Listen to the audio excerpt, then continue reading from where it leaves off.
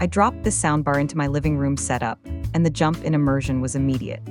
Dialogue became clearer, motion effects carried more depth, and everyday shows sounded larger without me touching complicated menus. Setup over HDMI EARC was quick, and once the app finished configuration, control felt natural from the TV remote and the phone with no real friction. What impressed me most was how balanced the presentation stayed across different content types. Sports broadcasts felt energetic, movies gained scale, and game audio had better positional cues without sounding exaggerated. Voices stayed anchored in the center while background layers expanded around them, which made long sessions easier because I did not need constant volume rides between quiet speech and loud action scenes. I've used other bars that promise cinematic impact, but this one felt more convincing in daily use. The soundstage stretched wider than the chassis and gave a subtle sense of height when the mix allowed it. Even before adding external components, bass had enough weight to carry momentum, and transients stayed clean enough that complex scenes did not blur into a noisy wall.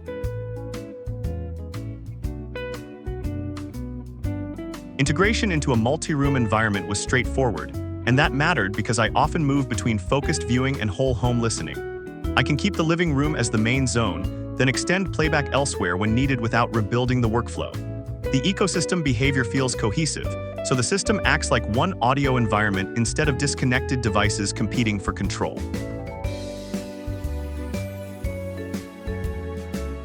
Once I paired it with a compact subwoofer and rear speakers, the room transformed from good to genuinely immersive.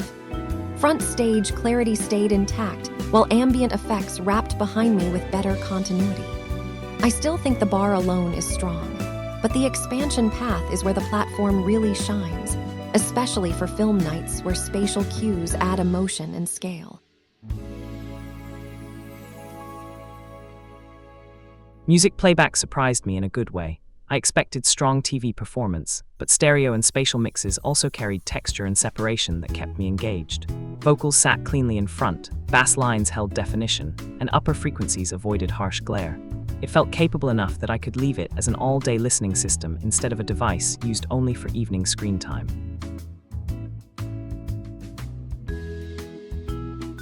I appreciated that control options match different habits.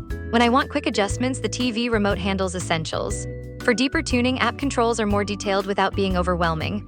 Voice commands are there when my hands are full, and connectivity stayed stable in my space. That operational flexibility keeps the experience smooth, which is critical for a system used by multiple people in one home. There are trade-offs worth noting, like limited physical input count and premium pricing compared with simpler bars. But for my use case, the audio quality and ecosystem cohesion justified it over time. I stopped chasing small fixes between apps, remotes, and source paths because the platform handled those transitions better. That reliability became the real value after the excitement of initial setup faded.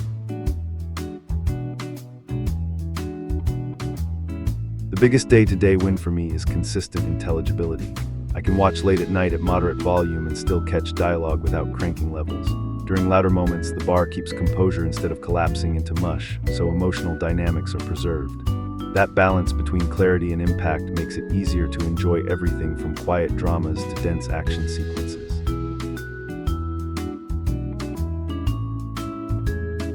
From a design perspective,